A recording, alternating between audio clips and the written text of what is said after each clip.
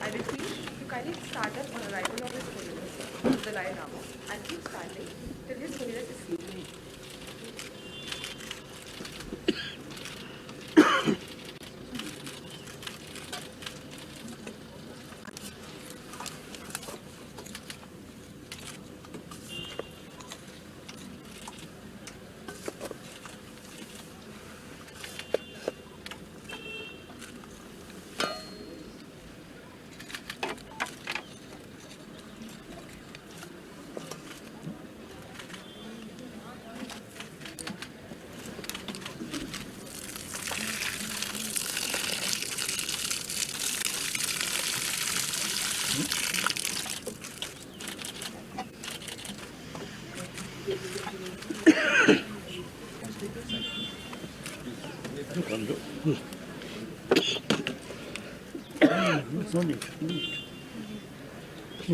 Okay. Om.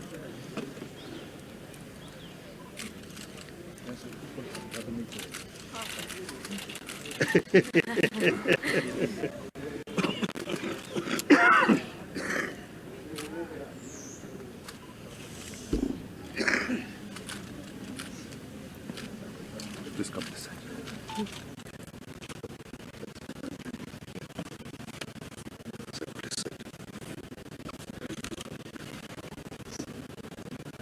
Please arise on account of His Holiness. इसमें कम चलना कम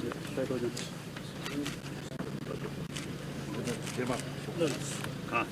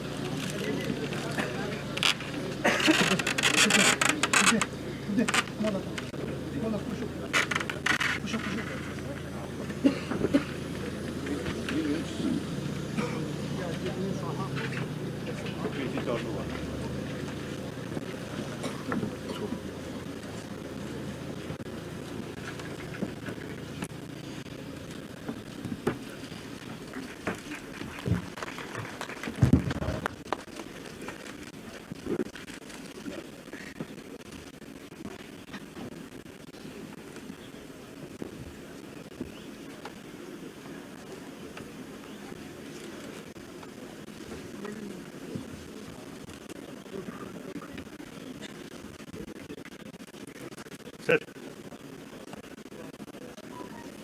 Okay.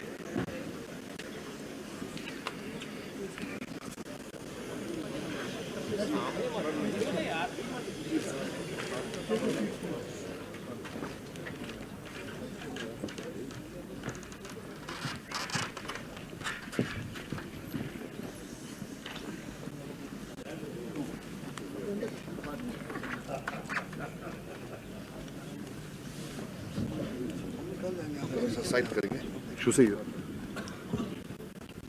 Namaskar. Good morning, Swagatam. The mind is everything. What you think is what you become. A famous saying by Gautam Buddha. We are honored and humbled to be the audience to His Holiness, the 14th spiritual guru, the Dalai Lama.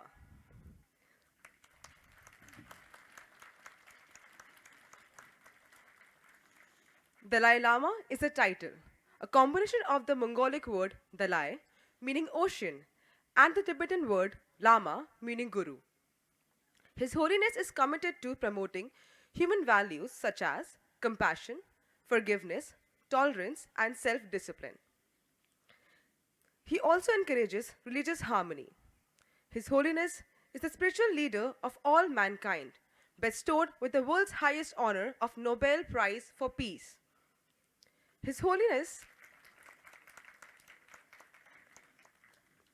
His Holiness has influenced the world and has emerged as the most prominent spiritual leader of our time, esteemed guest, respected director Dr. Vinita Sahai, faculty members, staff members, members of the media, and my dear friends.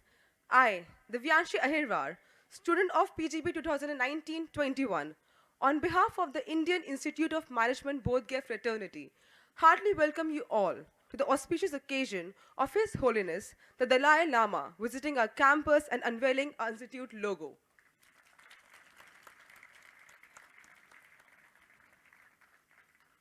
Now, I request our Madam Director, Dr. Vinita Sahai, to felicitate His Holiness on behalf of the IM Bodhgaya fraternity.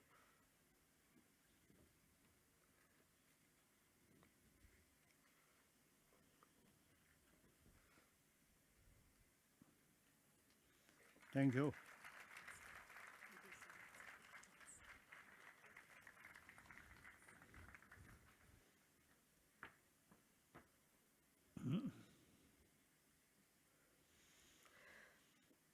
The souvenir titled Stupa and Glow has been published to commemorate this auspicious occasion.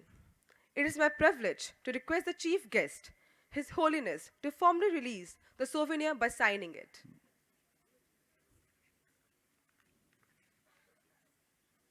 Ah.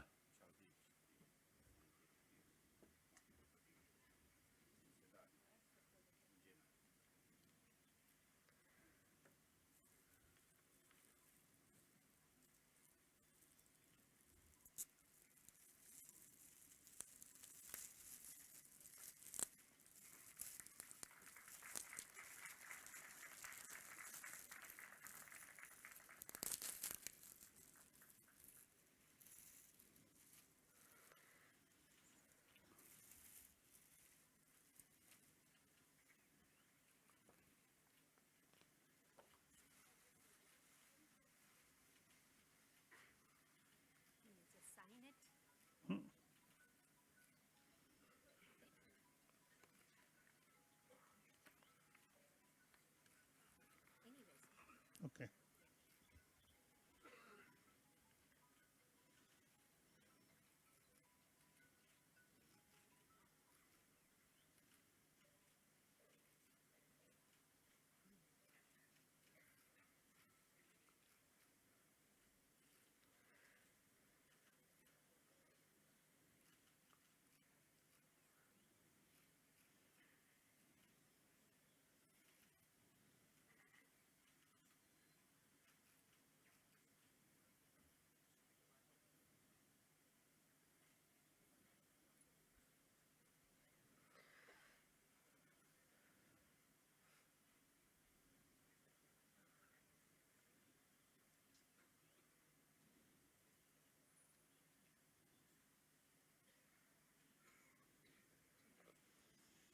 I wrote knowledge combined with compassion, that kind of knowledge, say, no.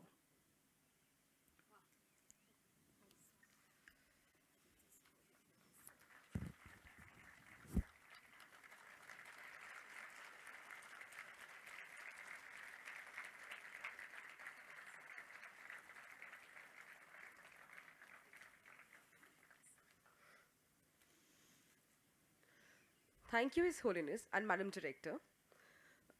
Now, I request the Madam Director to say a few words, welcoming our esteemed guest and introduce the event. Ma'am, please.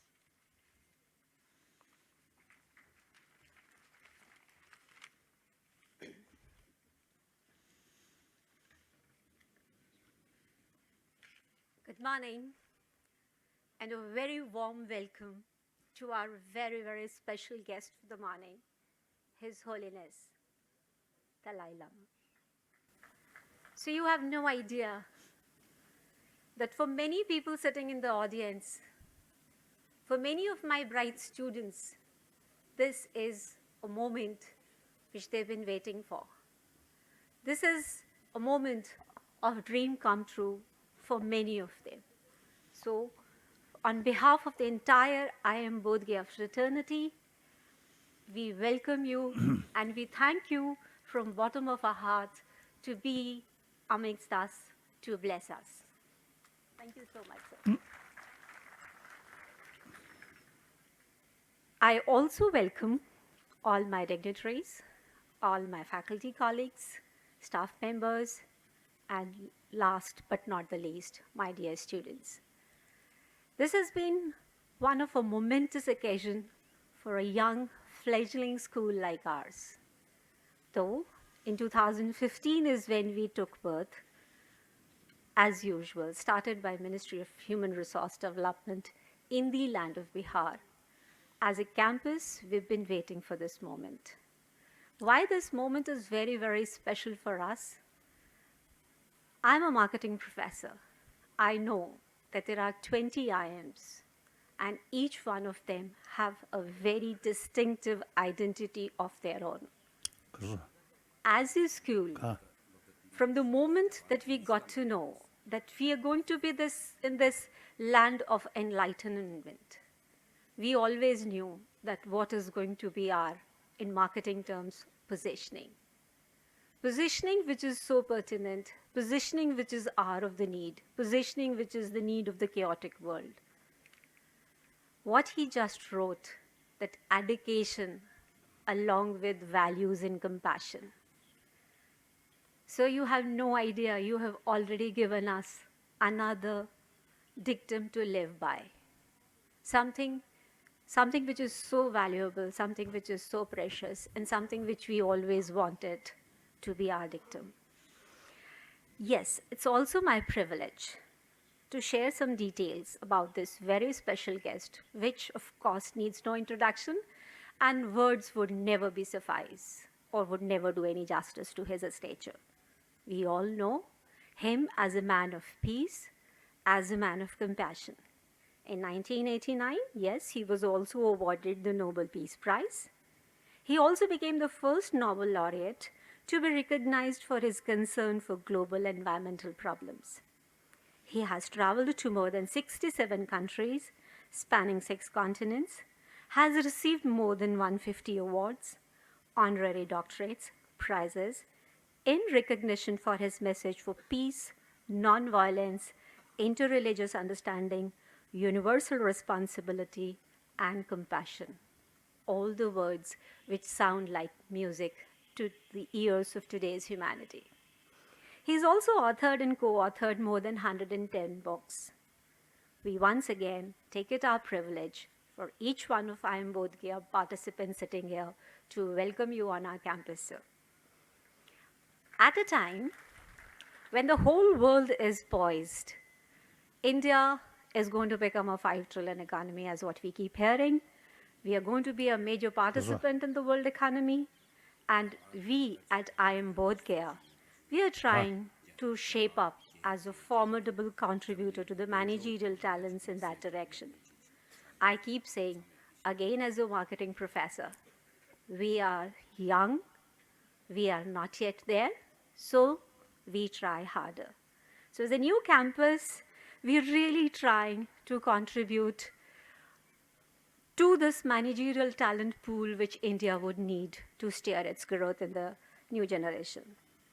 As we say, that though we are young, but we've been able to attract the best of the talent in form of bright, young, promising students, as well as brightest faculty and staff members that we can be very proud of. Our goal is to use education as a tool to change the world and to have the positive impact on the society and for the sustainable progress. We always take pride that we are in the land of Nalanda. Nalanda, where from scholars from all over the world came and worked relentlessly for the attainment and dissemination of knowledge. Recently, we had some of the TechWeb participants and CBSE principal participants, and we wanted to inspire them. And all that was needed from our side was to take them to the site of Nalanda. This place itself, this geography itself has such a rich legacy in history. And of course, this at IIM Bodh Gaya gives us a very onerous responsibility to live up to this knowledge tradition. We are fortunate to be set up in the soil where knowledge is a tradition. Constant quest for the unknown is the essential drive or strive. Values like mindfulness is in the air, and to be is prized over to do. With such rich values, which again we keep saying is the need of the hour in today's chaotic world, we are very confident that we'll make a significant contribution in creating a pool of compassionate leaders.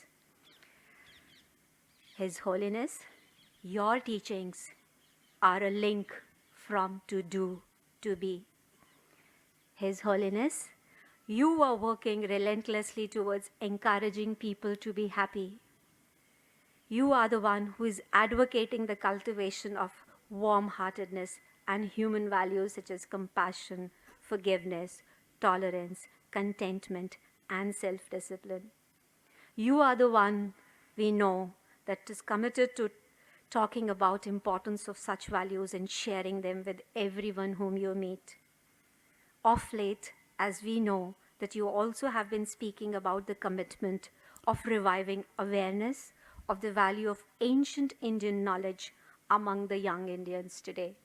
We know that you're very selective in terms of investing your time, and we are really feeling privileged that you took out time to spend time with the young minds of India, the brightest and the best that the India has to offer. We are very convinced that your rich understanding of the ancient tradition and how it works on the mind and emotions, as well as the techniques like mentor training of meditation and all the ancient traditions which have a huge relevance today, and our students are going to take major learning from the session. Besides that, today is again also a very momentous occasion in the journey of I Am Bodh Gaya. And with the blessings of His Holiness and with His holy hands, we're going to unveil our logo. Creating a logo is one of the defining moments in the life of an institution. Logo, which is not just the visual identity of any institution, but it is also something very unique which is designed for high visual appeal, exquisite graphical simplicity, and fitting compatibility in the communication environment of today's age. Today is the momentous day when we are going to unveil our logo. National Institute of Design, NID, has done a formidable job in creating such a logo. They've been careful to see that it not just inspires the thoughts and imaginations of the immediate users, but also occupies the spaces of environment, displaying the quality of visual culture which has to prevail around us. The logo which we have is stupa. Stupa, which is reminiscence of presence. Stupa, which represents an enlightened mind, the Buddha. It is a symbolic of material body, subtle and vibrant inner space. The waves depict the reverberations, radiance, growth, unity, and harmony. If you really notice carefully, it has an optical illusion of luminescence in the center and at the inference of the waves standing as a ray of insight and inspiration for Buddha and Gyan. The motto is Sabbe Bhadrani Parsantu, सभी मंगलमय घटनाओं के साक्षी हों. Let all be the witness of all good happenings. The motto is in Pali language. It is taken from the Dhammavani Sangrah of Sri Goenka that has verses in the Pali with Hindi translation and is based on the Tripitaka that constitutes the body of the classical text of Theravada Buddhism. The complete Pali verse from the Dhammavani Sangrah goes like this. Sabbe santa sukhi hontu, sabbe hontu chakhemino, sabbe bhadrani parsantu, ma kaschit dukh magma. This verse is very similar from a famous Sanskrit Shanti Pat. Sarve bhavantu sukhina, sarve santu niramaya, sarve bhadrani paschantu, ma kaschit दुर्भाग भवेत्। अर्थ, सभी सुखी होवें, सभी रोग मुक्त रहें, सभी मंगलमय घटनाओं के साक्षी बने और कभी किसी को कोई दुख का भागी ना बनना पड़े. This is the motto of our school. Totally embodying, totally incorporating what this gentleman stands for, what His Holiness stands for. We are so lucky that we also have these words inscribed on the logo manual, which is released as a souvenir today. This gives us so much of pride that why this moment is very momentous, that all that we wanted to live by is today initiated by somebody who totally impersonifies that. So I'm very grateful once again on behalf of my entire fraternity, sir, that you have agreed to unveil our logo, and I will now request you to kindly do this. Thank you so much, sir. Thank you.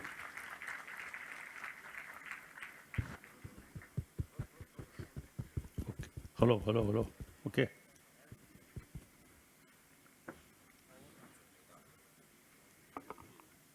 Oh, let's see.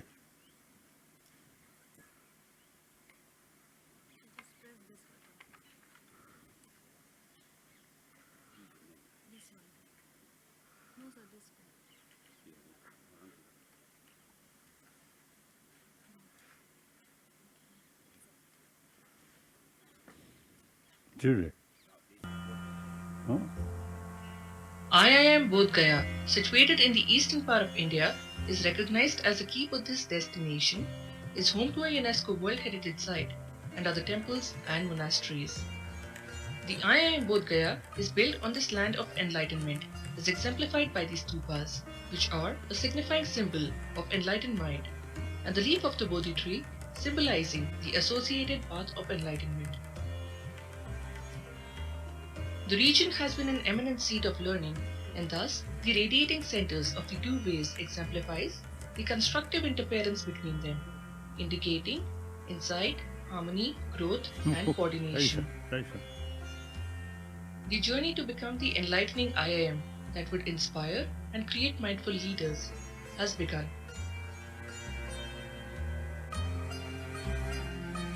That's good.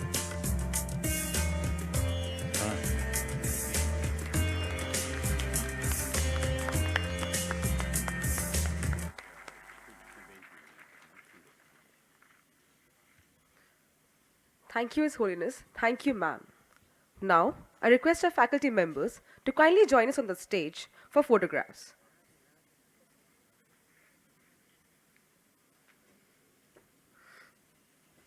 랑공이나?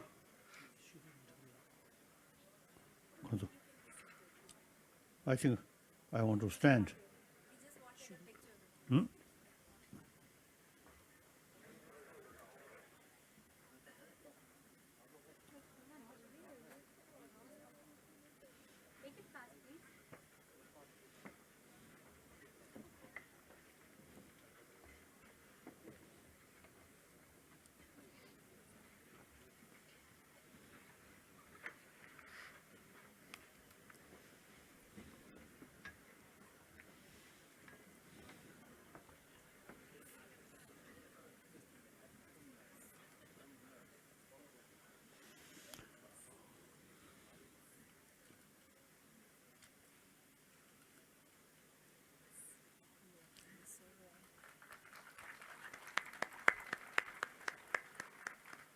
Thank you. Thank you.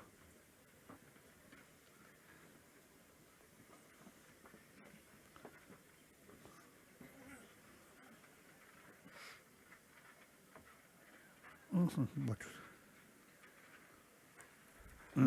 Thank you so much. It brings us great pleasure that our logo has been unveiled on this auspicious day by His Holiness in the holy place of Buddha's enlightenment. Now, I request His Holiness to illuminate us on the relevance of ancient Indian thought. yes.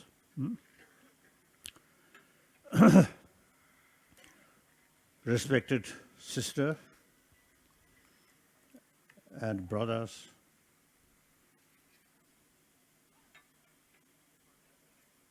I'm very happy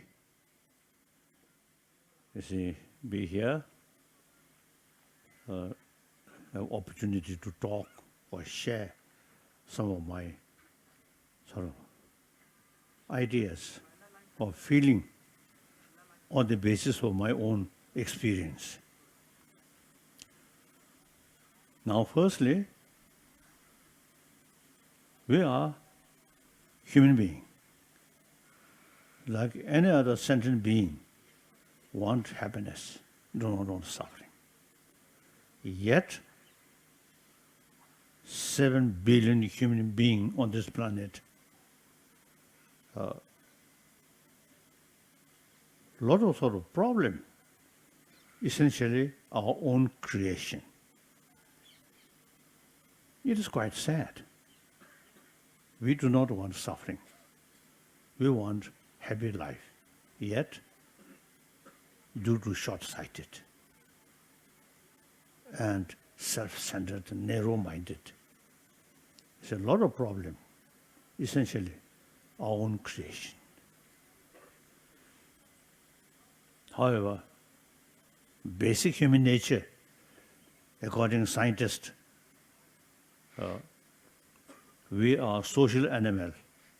Therefore, you see, certain kind of sort of concern for their own community as a social animal. So one individual's future depends on the community. So now in modern time, due to technology, information, and due to these sort of factors, whole world and economy, global economy, whole world like one human community. So now, since many problems which our own creation on the basis of too much sort of emphasis, we and they, in spite same part of same human community. So now, in order to reduce these human-created problems, including war, the thousands of different species of mammals, birds, they never develop war. Only human being. Organized violence. Only all human beings' creation in the history also. Lot of war in human history, not other animal. So now still we are 21st century. Now we're still carrying the sort of thinking or because of the, I think, mentality or thinking in previous centuries. There's too much emphasis we and they, and use a lot of weapons and killing. Now we are 21st century. We should not repeat the 20th century's too many violence. First World War, Second World War, and Vietnam War, and many civil war. Now even today, now in Arab area, very serious sort of situation. All these our own creation. One way, everyone, including these soldiers, they also love their own life. They want happy life. But, you see, under order, they carry the weapon, and the very sort of, purpose of a weapon is killing. And the world, so many poor people there, yet a lot of money spent for weapon. Very sad. In 20th century, it happened that way. That is past. Now we should think genuine peace, genuine harmony among the humanity.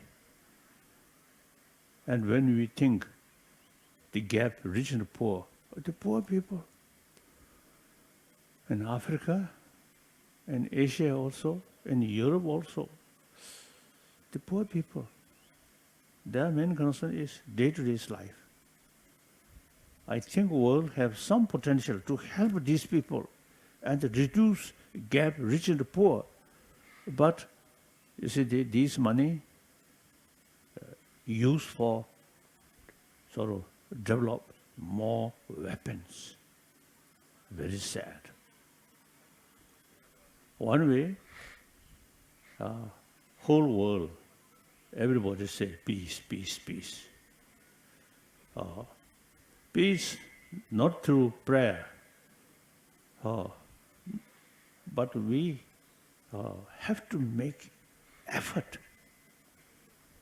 In order to develop peace, we have to make effort to reduce violence and to reduce weapons. So now, like Mahatma Gandhiji's non-violence, any problem we have to solve through dialogue, non-violent way. That's India's tradition. Over 3,000 years, the concept of ahimsa and karuna. That's India's tradition.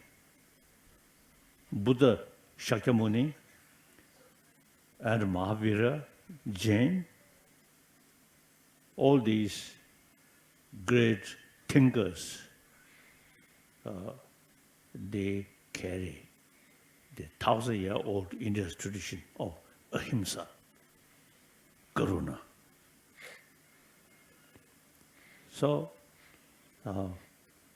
today's world, I think India's tradition, ahimsa, karuna, is really very relevant to today's world. So, in order to show world, like previous century, 20th century, Mahatma Gandhi show world non-violent struggle. So in South Africa and many countries, many people follow the later American Kasa, Martin Luther King, totally dedicated Mahatma Gandhi's path.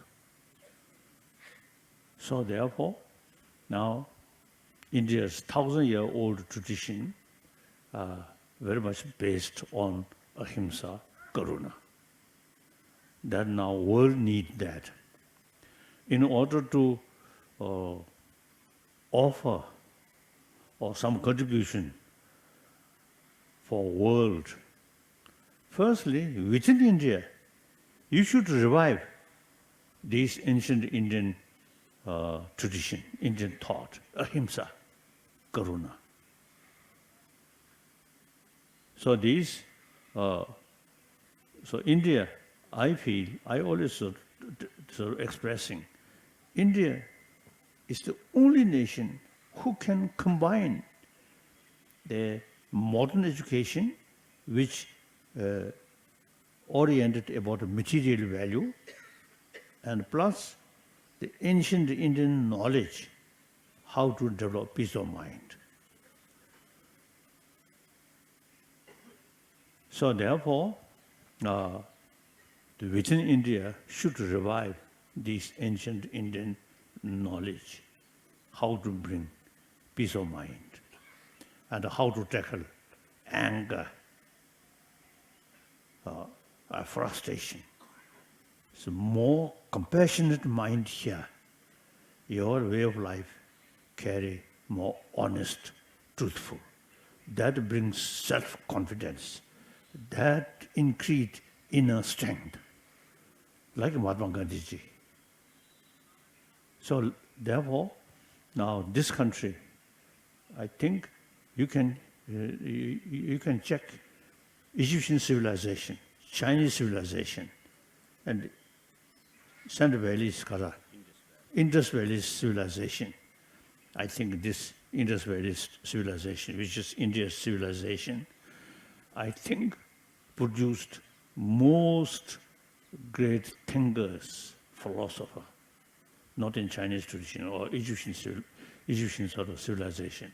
I don't think. So, this country, over 3,000 years now, produced a lot of great thinkers, and India still keep, or the influence of ahimsa still there. As a result, this now most populated democratic country, very peaceful, and religious harmony there, because ahimsa. And our neighbor country, Afghanistan, and these Syria and Iraq, and this area, same Muslim, Sunni, Shia, fighting, killing. And then Egypt, Christian and Muslim problem. And unfortunately, in Burma, Buddhist, Muslim, some problem. So it is unthinkable. All major religious traditions carry same message of love, in spite of different philosophy.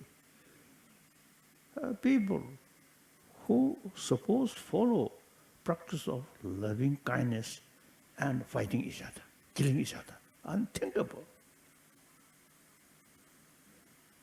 When we saw these things, really we admire India's 1,000-year-old religious harmony.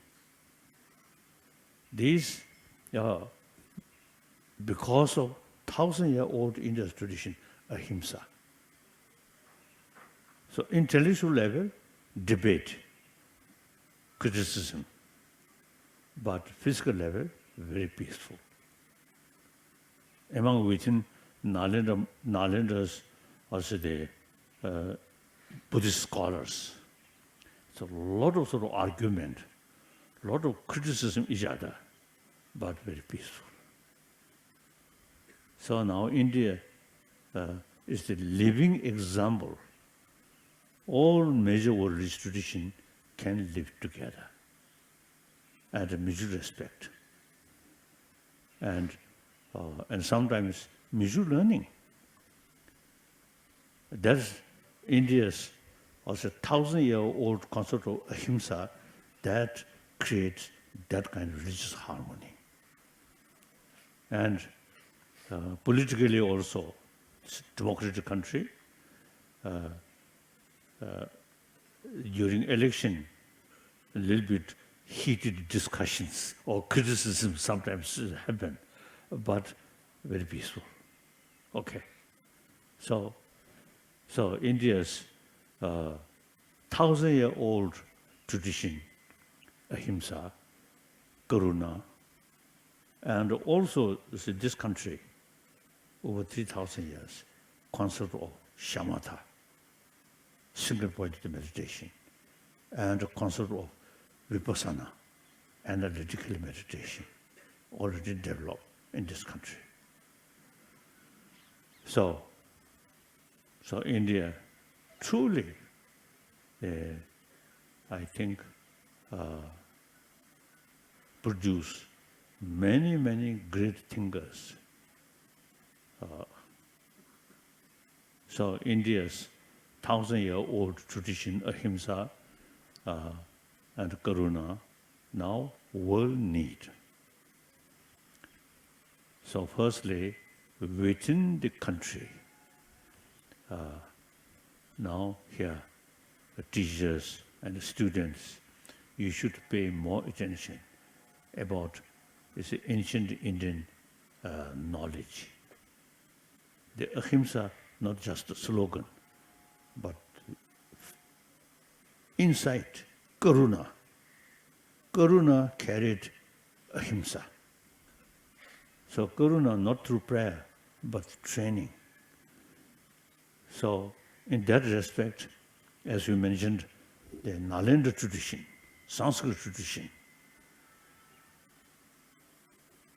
Buddha himself, you see, told his follower, "Oh, my follower, monks, scholars should not accept my teaching out of faith, out of devotion, but rather thorough investigation and experiment." So Buddha himself, you see, expressed that way. So Pali tradition, according also the Nalanda tradition, the Buddha first Dharma teaching soon after he enlightened at Sarnath. That recorded in Pali. Now Sri Lanka, Burma, Thailand, Cambodia, Laos, now these countries seriously practice, follow these Buddha's teaching. The monkhood, wonderful. Now, second Dharma teaching Buddha give at Rajgiri. Now, mainly in Sanskrit. So we say a Paramita Sutra he taught at Rajgiri. Marve, Rajgiri. No. So the Paramita Sutra, lot of explanation about ultimate reality of everything. So that the Nalanda institution, as an academic institution, now they carry the particular Buddha Dharma in general, particularly the Sanskrit tradition. That very much utilize our brain, analyze. So one of my Indian friend, Raja Ramana, late Raja Ramana, he told me once, quantum physics in Europe, something new. In this country, over 2,500 years already developed quantum physics. It's very true. So now these days, now over 40 years, I have a serious discussion with modern scientists, including quantum physicists. So I want to share one of my secrets, that is when the quantum physicists, they explain about quantum physics, and I humbly listen. But inside my mind, I feel I know better. Because we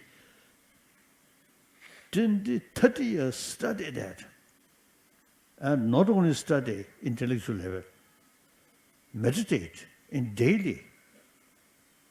So the quantum physicists, they say that nothing objective, nothing exists objectively, ultimately related with observer.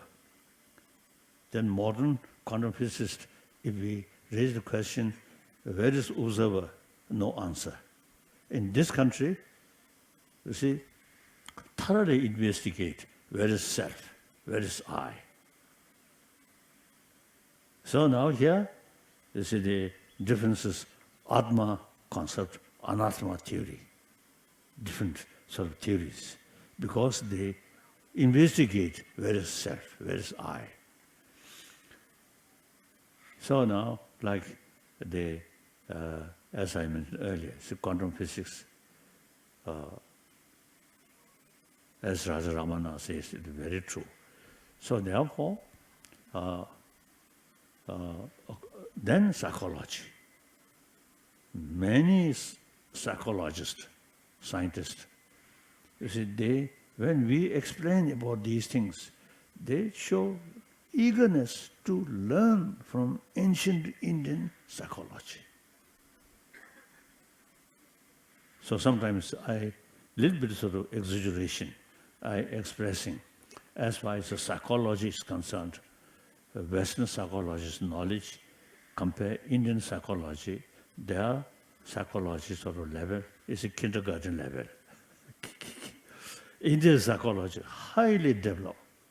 So now more and more psychologists from West is really showing as a result of more discussion like that. And then quantum physics, as already I mentioned. And then logic, or the Nalanda tradition, which is especially, you see, sort of emphasis, importance of logical approach. Even Buddha's own word, we never say yes, yes, no, why. We raise question and investigate. Then Buddha's teaching, some Buddha's teaching, when he investigate, further sort of clear about his teaching through reasoning, then we accept that. But some Buddha's teaching, according particular audience, you see some his sort of teaching, little bit sort of, also they, not very, when we thoroughly investigate some contradiction, so we reject even Buddha's own word. Like Nalendra's, the top scholar, like Nagarjuna and Aryadeva, Buddhapalita, and Dharmakirti, Chandrakirti. Now these people investigate Buddha's own teaching. When they find some through reasoning, investigate some sort of contradiction, then we reject Buddha's own word. So we, according now Nalanda tradition, we say Buddha's teaching, some Buddha's teaching literally can accept, some Buddha's teaching literally we cannot accept. That's quite unique. So that shows we emphasis reasoning, investigation. So Nalanda Master, many Nalanda Master, they emphasis reasoning, also the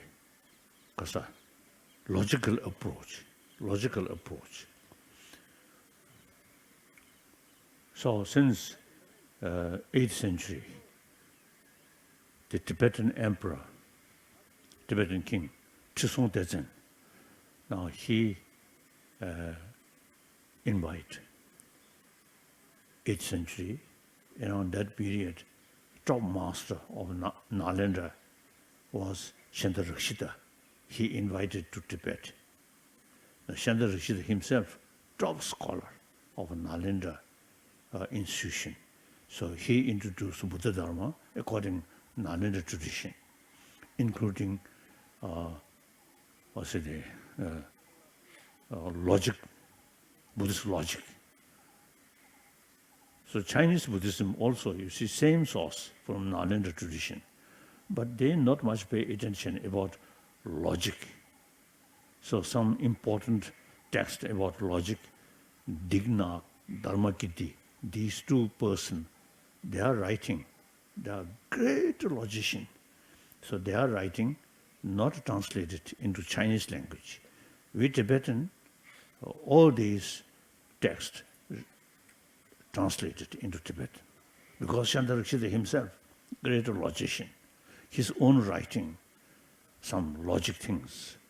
So therefore, we as a follower, as a student of Chandrarakshita, over 1,000 years, we pay much more attention, study about logic. So now,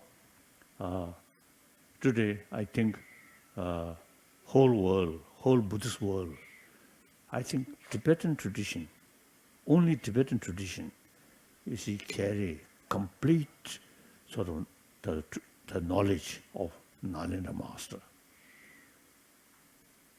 So, now gradually, many people, sometimes you see Buddhists from Pali tradition, Burma, Thailand, you see now more and more people now came to see me. So since we become very close friend, so I teasing, you see, your tradition without logic, then like without teeth. So some difficult subject, they cannot bite because no teeth. The Nalanda tradition, Sanskrit tradition, we thoroughly study logic, so no matter how hard you can. So the logic, very important.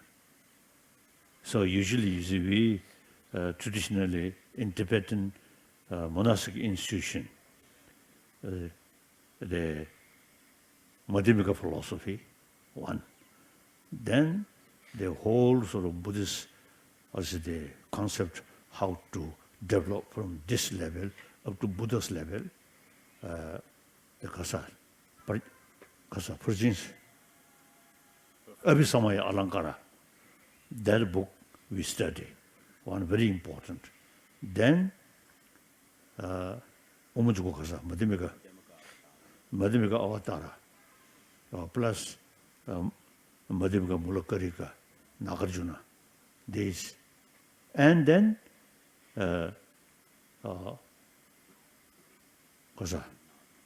Digna and Dhammakirti's, you see, logic text. You see, these are main texts we study. So therefore, now among the Buddhist world, I think only we Tibetan, in previously Mongolia, in early part of this century, the previous century, a lot of sort of damage in Mongolia, but we, since Chinese communist is in control, and they hardliner, narrow-minded, they really put a lot of restriction, study these things. However, handful Tibetan refugee community in this country. Now, recently I visited, over 10,000 monk students, they still carry this knowledge through rigorous study, at least 20 years study. So, basically, Tibetan 1,000-year-old tradition which introduced by Chandra Rakshita, still we kept. So, so the Nalanda tradition, much sort of emphasis on reasoning and a logical approach. So some Chinese scholar, some university, so after they saw some of our publication here, they express, Tibetan Buddhist tradition is true lineage of Nalanda. And that Buddhist tradition is very scientific religion. So it is very true. So therefore, now Nalanda tradition, we still that tradition very much alive among our sort of also the knowledgeable people, like that. So now, Nalanda in India, all these Nalanda masters are Indian, no Tibetan. So usually I describe you Indian, traditionally our guru, our teacher, we are Chala. And we not only just a Chala, reliable Chala. All this knowledge, now Nalendra disappear, but this knowledge still we kept very much alive. So that proof we are reliable Chala. Isn't it? So sometimes I teasing my Indian friend, this physical, not Indian, Tibetan, but this mind, I'm more Indian than those modern Indian who educated Western education. Those Indian who thoroughly Western education. You see, you're physical Indian, but your mind is Western educated mind.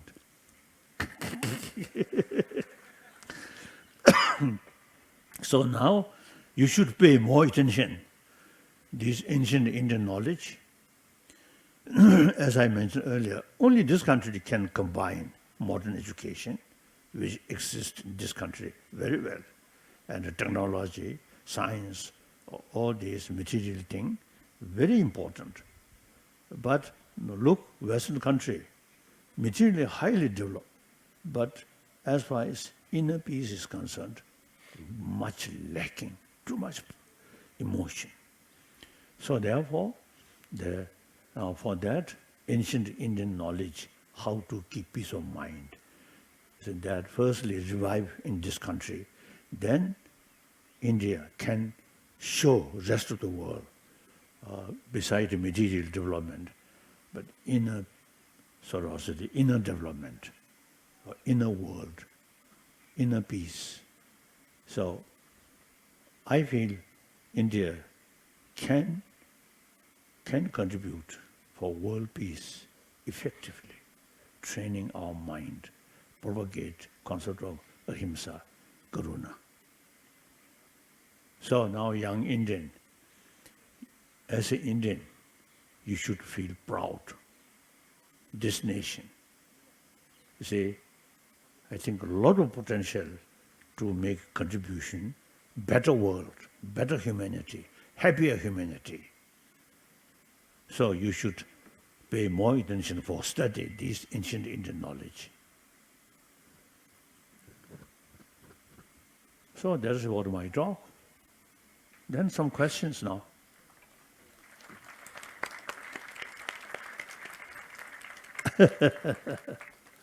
Thank you, His Holiness. We feel uplifted by His Holiness's speech that has ignited the minds of future business managers and entrepreneurs. We all will remain indebted to His Holiness. Ladies and gentlemen, now the forum is open for discussion. Yes.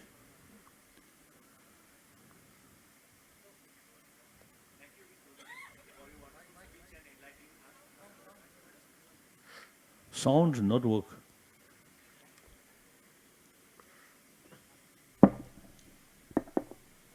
Thank you, His Holiness, for enlightening us in this auspicious occasion. We have few volunteers who will be discussing some questions with you. Yes. Okay.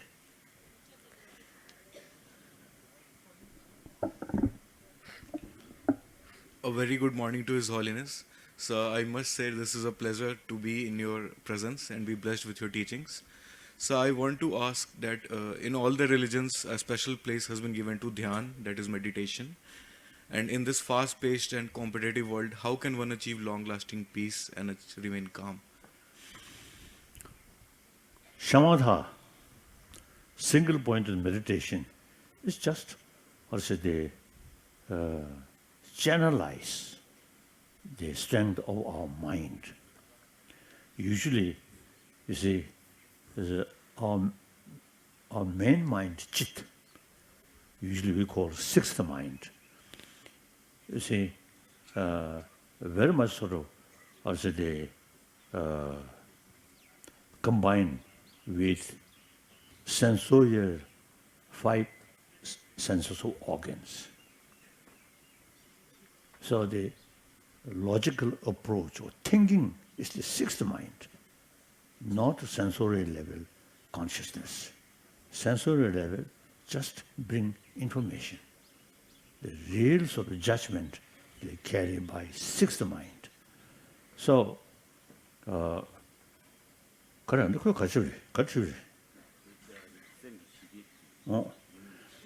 so now, for example, anger, frustration, fear, all these are part of chit, or sixth mind, not sensorial. So materialistic world, mind, they do not, as I mentioned earlier, they do not, so, their knowledge is very limited about mind. In beginning of, till 20th century, the scientists, they simply consider there is no mind except brain. Now, later part of 20th century, more and more now scientists, especially brain specialists, now realize there is something which affects our brain. That's chit. So now, training, in the sense, you see,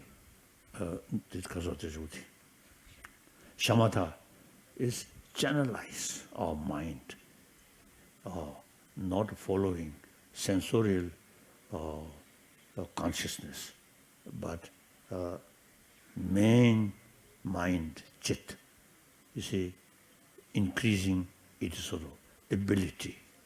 Then meditate on different subject. Now, here, usually we say vipassana, analytical meditation, analyze. So, now here, analytical meditation about its different emotion, anger, compassion. We can understand deeper level. Anger is destructive. Compassion is constructive. Then anger and compassion cannot go together towards one subject. No, when anger comes, no compassion. When compassion comes, anger, no place. So, you see, the practice of Dharma really means analyze these things, then put more emphasis about compassion, then automatically anger reduces. Now here, the modern scientists, some scientists say basic human nature is more compassionate because we are a social animal. So on that sort of base, you see, we use our brain, analyze what's the value of anger, what's the value of compassion. Here, you see, one of the best sort of book about this matter, the Shantadeva, great practitioner and scholar, his writing,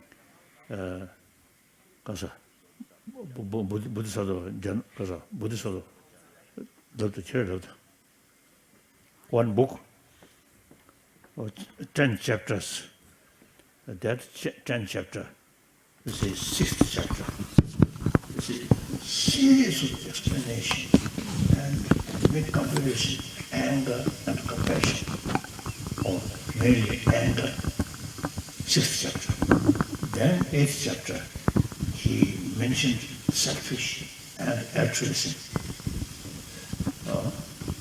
Not talking about next life, not talking nirvana or moksha, simply how to have live this life more peaceful mind. So these texts, we have some copy. I wanted to give you and study, think, analyze. very useful. I myself also, you see, last now over 50 years since I received oral transmission. You see, this book, it really transformed my way of thinking, my emotion. And of course, other books, the Nagarjuna's, Madhyamika Mulakarika, as some book I already mentioned, these very, very helpful. You see, to transform our raw emotion. And here, the scientific sort of finding also very helpful, like that. So, anger, frustration, actually eating our immune system. So, constant anger is very bad for our health. Other side, compassionate mind, very, very helpful to our sort of physical health also. So like that. So through meditation, mainly analytical meditation, very useful, powerful way to transform our mind. Okay. So through prayer, not sufficient. Pray to God. Pray to Buddha. Buddha himself, you see, expressed, I cannot sort of wash his disciples' sort of sin. And nor he cannot remove suffering of his disciple. Nor he transfer his own inner quality to disciple. Only thing is, he explain how to transform our emotion. So he himself is told like that.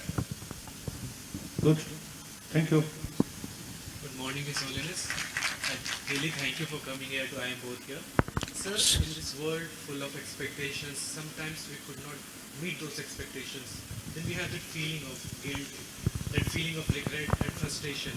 So how to cope up with that feeling, sir? 그래서 Sir,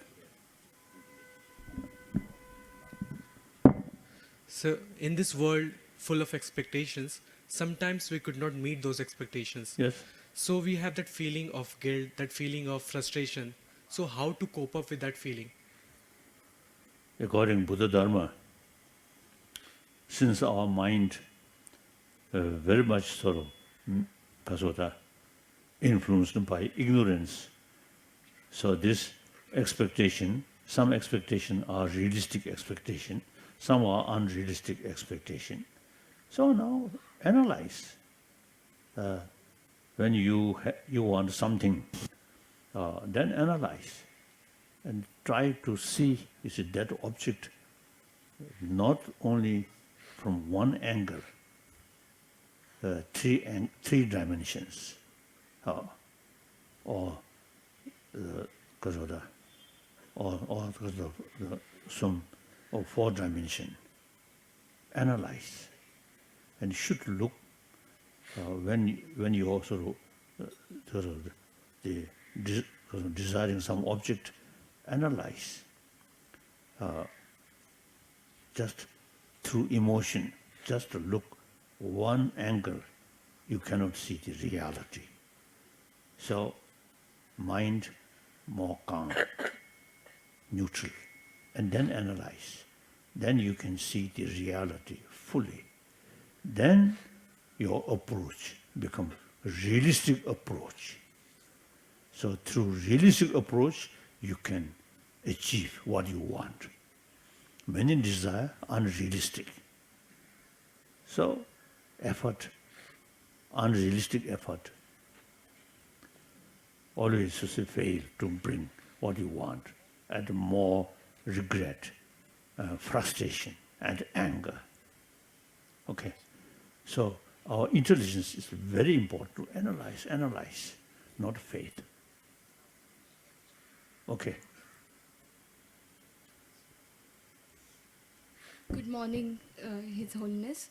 My question is, being a part of this universe, it seems so obvious to be able to connect with everyone else in the universe. But forget about any other species. If we can connect with our own kind, it feels like an achievement. So why is this barrier, and how can we transcend this barrier, connect with oneness?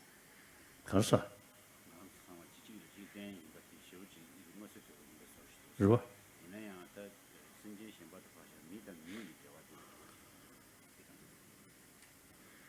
now, if you ask child, this is so long, with smile, other child with smile, play together, same.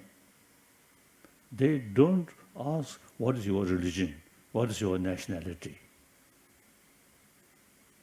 So now, gradually, once they join education, school, then you see emphasis, nationality, different religious faith. So basic, so the child, some kind of sense of oneness is there. Once we join education, now existing education should have some more sort of, the lesson, oneness of human being and basic human nature, and according Indian these 1,000-year-old Indian tradition, these I think should part of our education. So then once join education, then emphasis religious, because of different religion, different nationality, and then that develop the strong sense of we and they. So therefore, in education, I think should should include the sense of oneness of 7 billion human beings. And any human community, their future depend on rest of the human community, 7 billion human beings. So I always try to share the 7 billion human beings. 7 billion human beings are same human being, mentally, emotionally, physically, and same, all have same right, and then individual human beings' future depend on rest of the human community. So we really need sense of oneness of 7 billion human beings through education. Okay. His Holiness, we see in this material world, we always want more. Like I set a goal, I achieve it, but I always want more. At the end of the day, I'm not content. So how should we, like, I'm really confused. How should I get that inner peace out of me? 가서.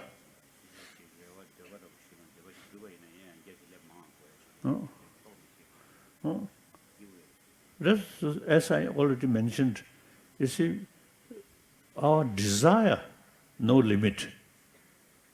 So then, you see, should think those objects which we want to achieve, whether realistic approach or not. That's important.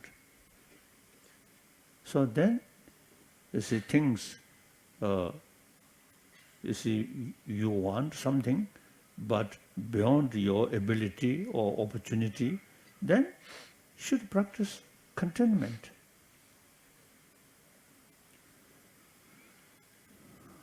So, desire, good. All movement, all sort of progress, whole human history, even animals, I think a desire, you see,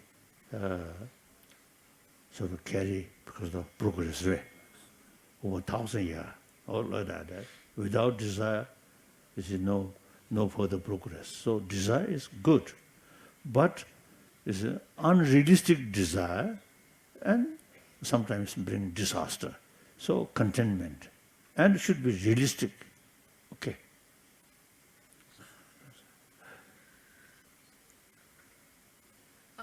Thank you, Your Holiness. I wanted to ask, do you think that mindfulness and self-compassion, do they lead to happiness? Sense of competition, two kinds. Okay. And compassion. Correct? Compassion. Yes. Oh. Mindfulness. Certainly. You see, a lot of problem, a lot of worry is ultimately self-centered attitude. For that, compassion brings immense sort of help to reduce self-centered feeling. So compassion is very, very helpful to bring inner peace. That much I can share with you according to my own experience, as I mentioned the answer to other one, the Shantadeva's book, or this 8th chapter. Wonderful. Lot of discussion with selfish and altruism and make comparison. That very, very helpful. Not just the faith, but analyze. Intellectual level, analyze what emotion bring more inner peace, what emotion destroy emotion. That, destroy our the inner peace. So, the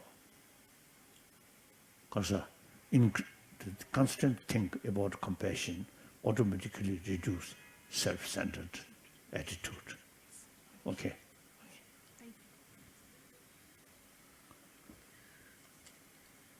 Your Holiness, I feel privileged and fortunate to be in your presence.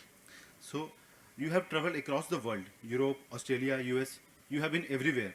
You know there is diverse ethnicity. Given that we are son and daughter of one Almighty, there is so much of difference and hatred throughout the human history. So my question is, if you can do one magic, what will be that to ease this difference? I don't think no magic. If you believe God also no power of magic. Buddha, as sort of Buddhist, the Buddha, as I already mentioned, is no magic. Only teach how to reduce destructive emotion, how to increase constructive emotion. That's Buddha's own way to help us. Otherwise, no magic. Magic, I think, usually, you see, we understand rare. Magic sense, something unusual, something. Then sometimes we call magic. Otherwise, you see, each event due to its own causes and conditions. Without causes and conditions, something, all the certain thing happen. Never. There's a nature law. Cause, effect, cause, effect, cause, effect. The Buddha's first Dharma teaching, or impermanence. So impermanence means everything is due to cause, and cause momentarily changing. So the effect also changing, like that. Okay. Thank you. His Holiness, people often commit mistakes, and we all know that we should learn to forgive and forget. But my question is, how do we forgive ourselves for our own mistakes first? As forgiveness, just you see, too much regret your own mistake. That, in a way, useful, in a way, too extreme. I think any emotion go extreme, not good. So regret, regret, too much regret, and demoralize, and your inner spirit then become weak, not good. So self-confidence is very, very important. Once you feel now you are useless and nothing, then completely demoralize, and you spoil our human life. So regret, some extent, very important. You realize mistake and regret, and you no longer sort of commit future. So that's good. Too much regret, demoralized, not good. Then here, I think the one Buddha's teaching, everybody ultimately, our basic nature of our subtle mind is pure. So that we call Buddha nature, Tathagata Garbha. So that really gives us inner sort of self-confidence, and I can be, because I can achieve Buddhahood. So full of courage, full of self-confidence, very important.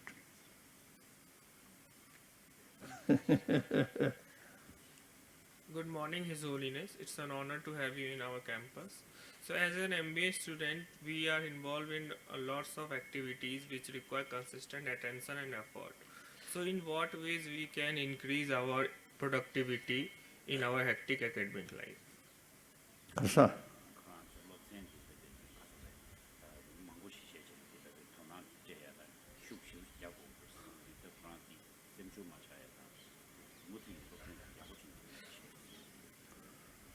education, very important. Education fully utilize our special brain.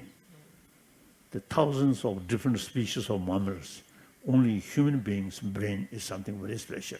There is a real potential. So education help to further develop or utilize that intelligence of our brain. So when I study, I was quite lazy student. So my teacher is showing me, I said, they whip, because I lazy person.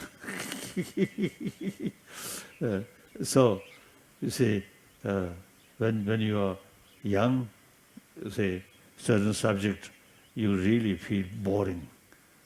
But you see, I think sometimes your friend, your teacher, you see, and also some sense of competition, a positive way, very important. I do not want behind. I want to be top. That kind of sense of competition is right. But in order to because of that, reach top and create some problem, that sense of competition is wrong. So yourself want to be top. It's very good. And to show other, also you see, reach top. Very good. So should not feel because of the discouraged or pessimism, not good. Okay. Thank you. Good morning, His Holiness. I always wonder, I am an economics teacher, and I always wonder how we are always thinking about high GDP growth and all.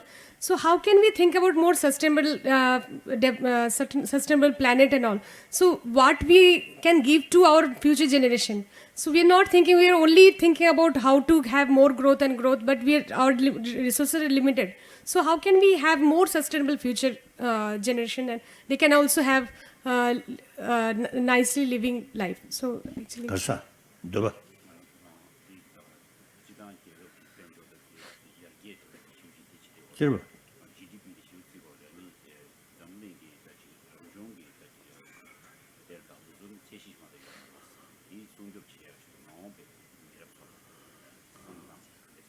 Oh.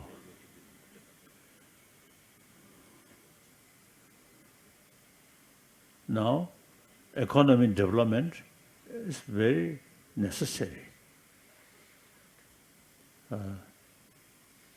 At the moment, there are huge number of poor people. At global level, huge gap, rich and poor, and national level also a gap, rich and poor. So, generally, we still need economic development. In this country also, now we need further economic development. But at the same time, we also, you see, how to say, keep in our mind the taking care about environment. Too much sort of, because of the nature resources, too much exploitation, that very harmful for ecology. So we should keep these. And I usually sit expressing in Tibet, there are many nature resources. So these necessary to exploit, but extremely then very harmful for ecology situation. So now ecology very important. Global warming really very serious matter. So according to some ecologists, scientists, they say the global warming, the next few decades, global warming reach such a sort of extent, the whole world may become desert. So, so economic development without taking notice about ecology is long run not good. So the other day I met Chief Minister. See, he some sort of plan to planting more trees. That's very good. It's very important.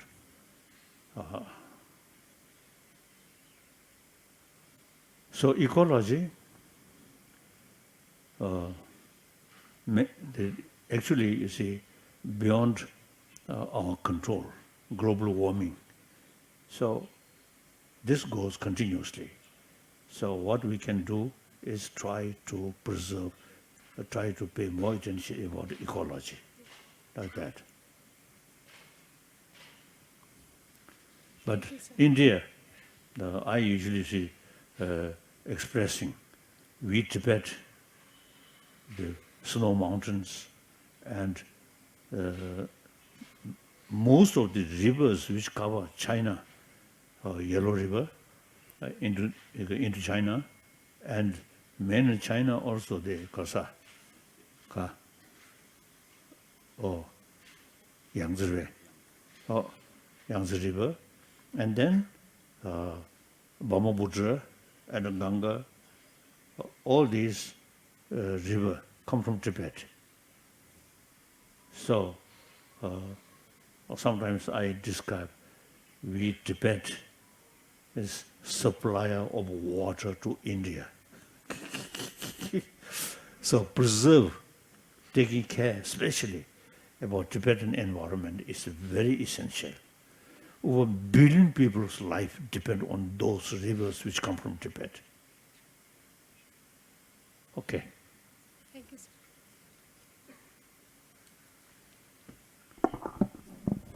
Your Holiness, welcome to our campus, and your presence has definitely made this day memorable for all of us. So, my question revolves around this age of ours. For us, it is always exciting to work on new things, and any new idea seems to be attractive and catchy to us in the beginning. But due to this, we sometimes get deviated from our prior commitments or priorities. So, how can we attain stability and focus towards our pursuit and not get distracted along the way? Kasa. Oh.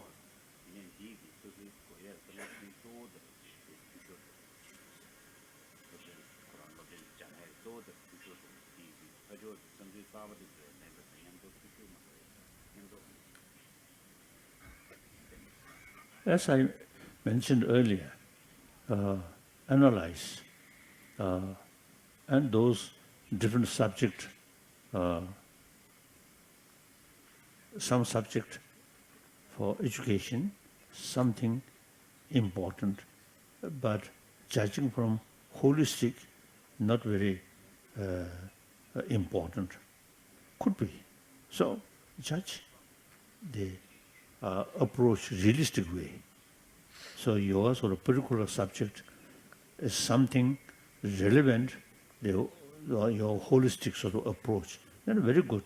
And your subject not much sort of relevant, then you can change your subject. Okay. So, but we do lose time in like changing too many ideas and working on too many things at the same time. So, like, how do we know that this is our thing and we should work on this, focus on, and not get distracted on like short-term goals, maybe? Hasa. Ka.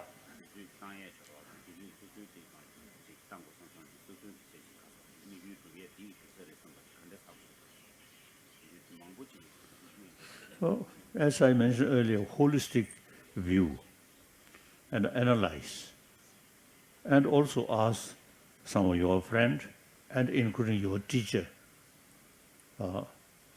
Then you can take conclusion. Once you have full sort of confidence now, this subject is really I can study, I can be professor or a specialist in this field, and it can be useful to the society as well as myself. So think and seek some advice from your friend. Okay. Thank you.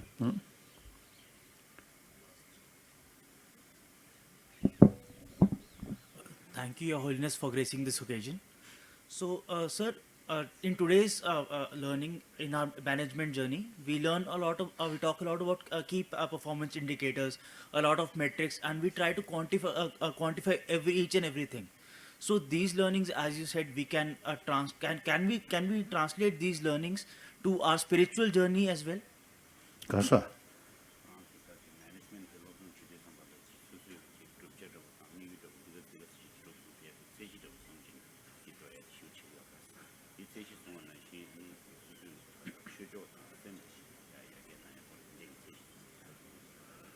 I think knowledge about a material thing, there is limitation.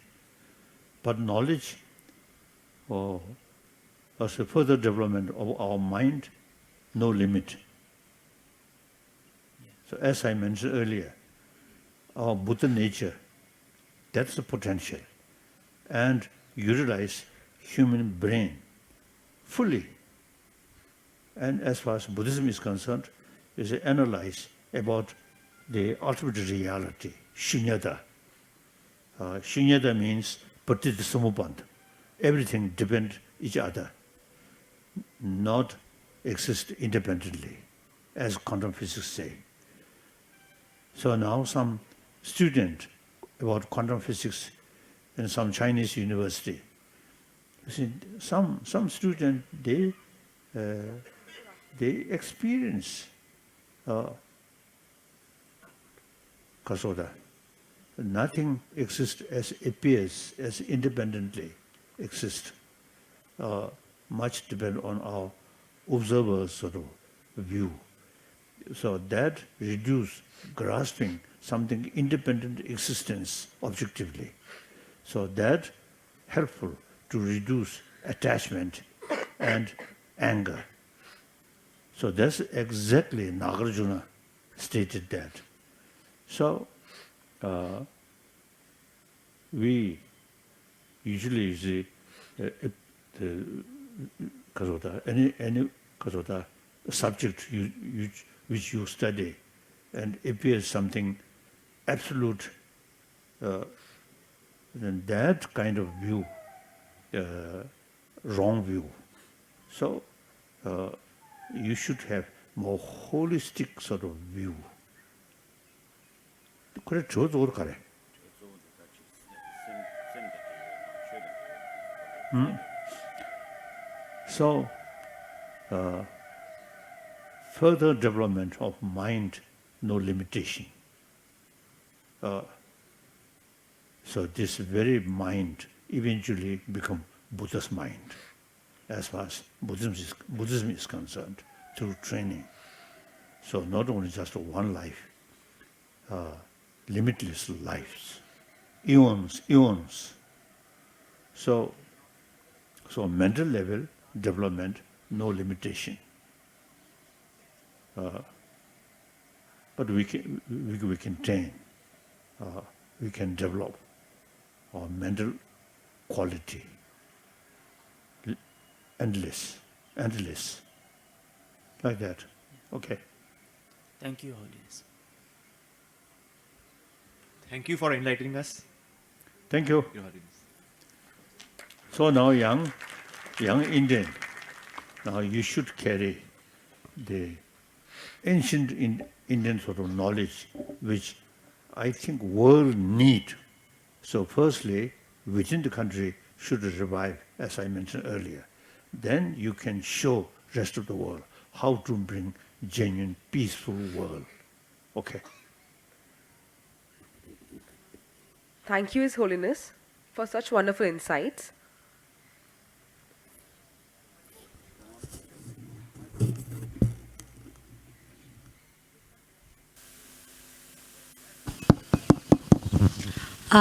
His Holiness, with all my humility and on behalf of my entire campus, actually going down on my knees, I have a request. We wish to start mindfulness center on our campus. Going by the vast knowledge available, we feel lost. We feel lost. There is so much of ancient wisdom, tradition available. We have with us the brightest of the minds, those who will go and make a major contribution in the world. How do we develop a course, because we are very privileged to be in this land, even the geography, even the physical proximity of all the learned people in this area, we are privileged to have it.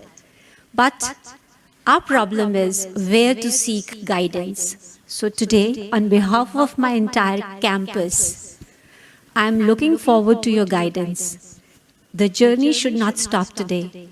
In fact, the journey should start today. And we seek your guidance, we seek your help in institutionalizing a mindfulness center where what all that you talked about, calming the mind, using the ancient traditions, using the precise ones, because the problem is this youth is very distracted. They are all over. So how do we give very pointed practices? And we need support and help around that.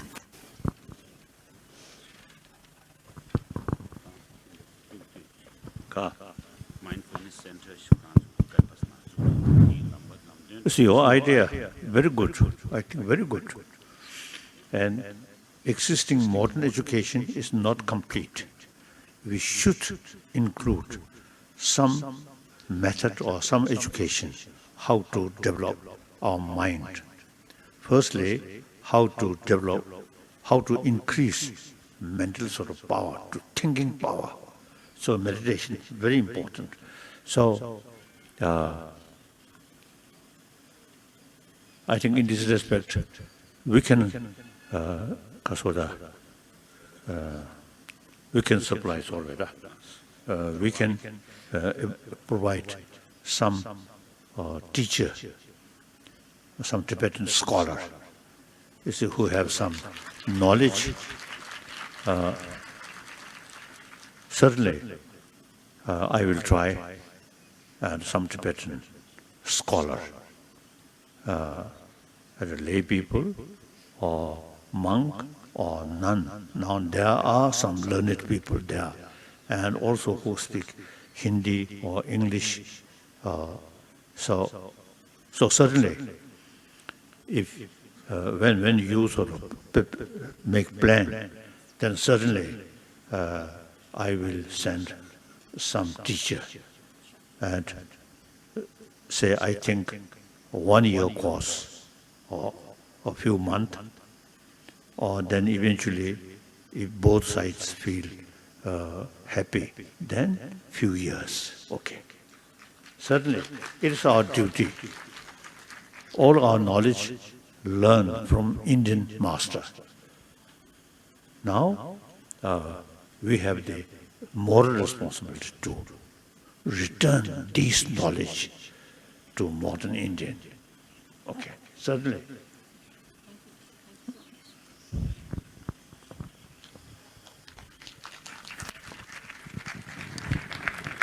We'll connect with you and your team. Now, I call upon our PGV chairperson, Professor Sabyasachi Mohapatra, to give a word of thanks. Sir, please.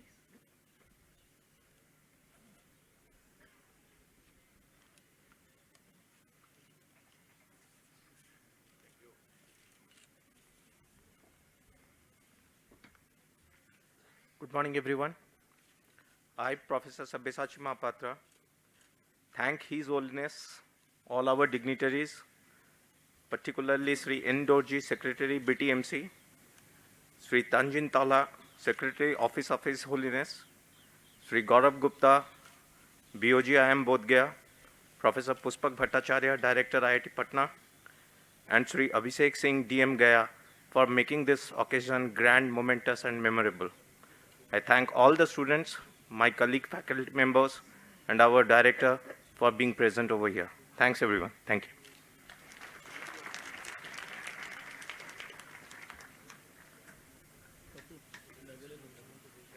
With this, we have reached the end of the event. It is a great fortune that Institute's logo was unveiled by the holy hands of His Holiness. Thank you, His Holiness, for blessing us and enlightening us with immense knowledge and wisdom. Thank you, respected guests, for gracing the occasion with your presence. Thank you all for coming. Have a great day.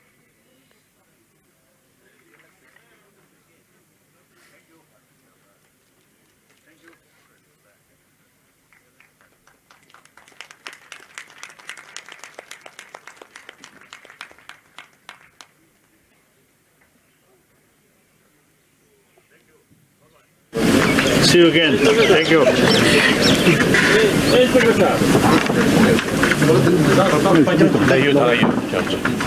यहाँ आप रुकिए।